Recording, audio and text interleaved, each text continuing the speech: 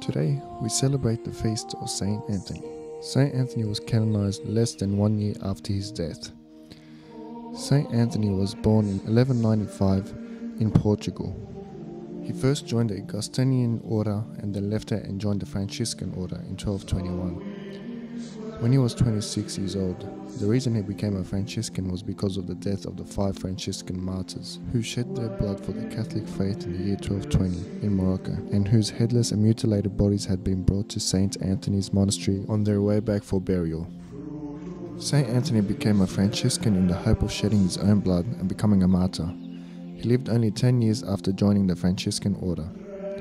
So simple and resounding was his teaching of the Catholic faith, that he was made a doctor of the Church by Pope Pius XII in 1946.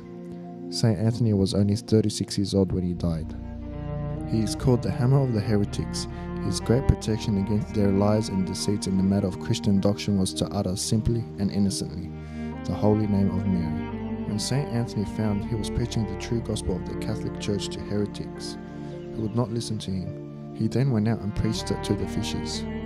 This was not, as liberals and naturalists are trying to say, for the instruction of the fishes, but rather for the glory of God, the delight of the angels and the easing of his own heart. Saint Anthony wanted to profess the Catholic faith with his mind and his heart at every moment.